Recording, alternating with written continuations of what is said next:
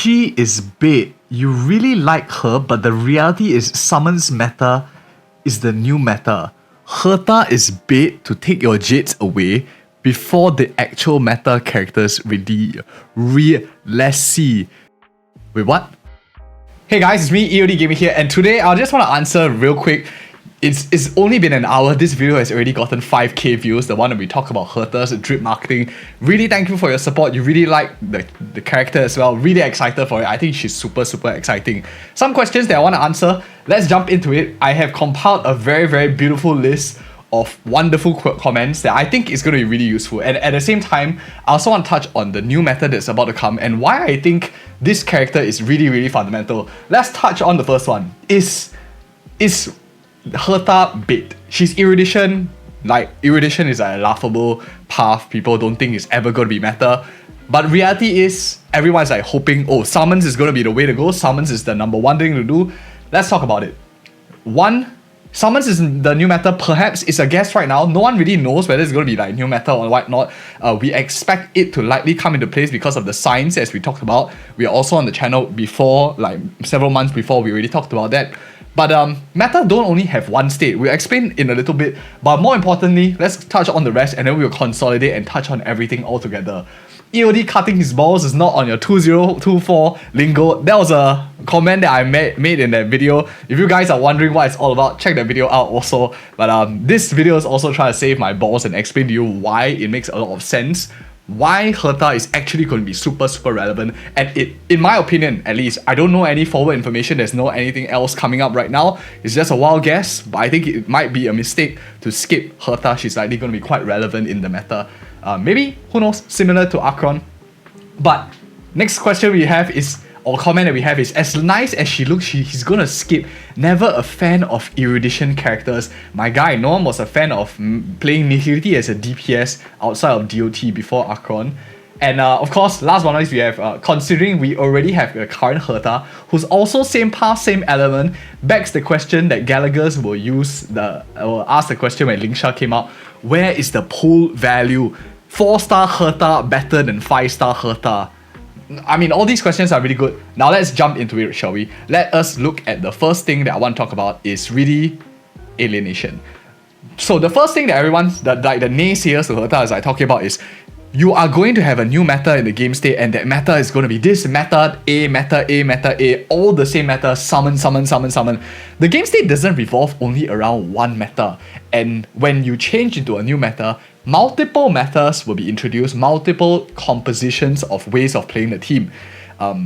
What this does, if you only have one game states, is you're going to alienate your player base. That is a ridiculously dumb thing to do for any developer by any means, because it means you only give your players one style to choose from. If you don't play summons, you don't like the feeling of summoning monsters, and hey, if you play other games, not everyone likes being a necromancer, right? Some people just like being a barbarian, some people just like being a tank, some people just like being a duelist, whatever not. Not everyone likes to be a summoner-based kind of unit and control multiple characters and stuff like that. So it's all different play styles, and it will be a mistake for a game developer to just cater to one single player base, aka the person who made the comment, and also they want to address as many people as they can. So if doing this, Meta B lovers, people that like another Meta B will be super upset, Meta C lovers will be super upset, and it will just be super bad for the game. The game will eventually just die, and it's not something that holdovers will do.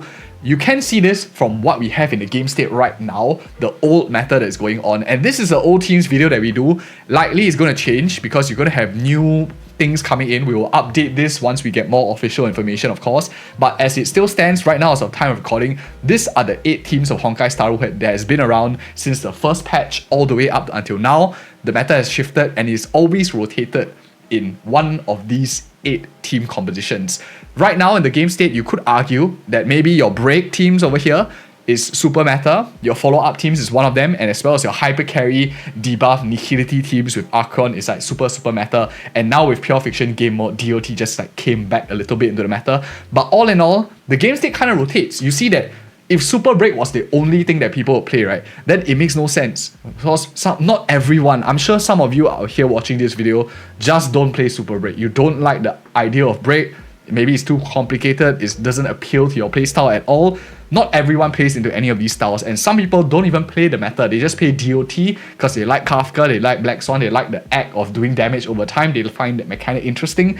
Not everyone plays into the same thing. So then, the question then becomes, of course, what the heck is the new meta? Now, this is of course way before anything is going to be established, but I can promise you one thing, is there are going to be multiple metas, not just one singularity, one meta A, one meta A, one meta A, just the summon meta, summon meta, summon meta. There's going to be multiple and more different ones. So I'll give it to you. Perhaps we are going to have the first one over here as a summon meta likely coming into the game. Again, this is completely very early on. We don't have any solid information. But solid summon meta could likely form a place, maybe multiple units and stuff like that. And of course, now with Herta, I'm very confident to say that probably there's the likelihood of Herta becoming meta in the game is likely going to be there. Erudition needs a leader to lead them forward, similar to how Nihility looks towards Akirion to carry all their asses. In this case, I think Erudition has Herta, and likely she's going to be one of the strongest characters in the game. You can see it over here. Who are the characters that play in this? You have Herta. Wait, why do I have Lisa here? What the fuck? Okay, let me just delete that. But you have Herta over here as one of the characters in Erudition, and you have many other characters, right? Right now, a lot of people, one of the questions was also saying, you already have a tiny Herta, so why do you need big Herta? The question is, what if they can be played together in the freaking same team composition? That would be way more interesting, right? When you can play both of them together instead of like individually or separate. And at the same time, many people are playing like Himiko together with Herta, you're playing like Argenti together with Herta or something like that. So you can have multiple characters all in one, and maybe Herta gives buffs based on the number of Erudition characters in the same team. That will make Erudition very strong. You have tons of AoE, and if one of them can like hit single target very well, that will be even more fantastic as well. So tons of opportunity. At the same time, Rapper also like gives some break exposure to like Erudition. So if you want like crit and you want a bit of break, who knows, maybe Herta is going to be a bit more crit focused, and then you have a bit of break focus from Rapper, then you have a very good diversity of ways of targeting enemies as well. Quite interesting in my opinion. Summon meta, of course, perhaps you have Topaz and Nambi, who has Nambi. You have Lightning Lord like Jingyuan, who does a lot of summons. And wait, Jingyuan is also Erudition for some meta, so there might be an overlap there. You have a summon character who could potentially also be able to have an overlap into Erudition. Jingyuan fits into both of them, surprisingly. And then, of course, you have other characters, for example, like Lingsha, who is like summoning something already, and likely more characters are coming about as you guys might predict, maybe in 2.7, maybe in 3.x, 3.1, 3.2, whatever not. These two definitely are critical factors. And the truth is, you can fail into multiple factions. If you look at the old meta, characters like Lingsha, for example, fit into Break. She fits into debuff teams with Nihility for Akirion, and she also does decently well in DOT teams as well. So all of them she can play in. She's not a detriment, she's actually quite okay.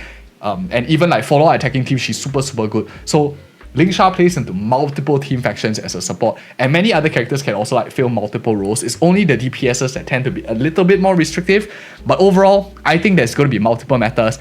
What is the last meta, you guys might say? That is probably still a question mark right now. We will do a video once we have more information, but the second one I think has shown herself today, and probably the third one coming out tomorrow. But thank you guys again so much for watching. If you appreciate such content, do check out these two other videos we have on the channel. Thank you guys again so much for watching. See you in the next video.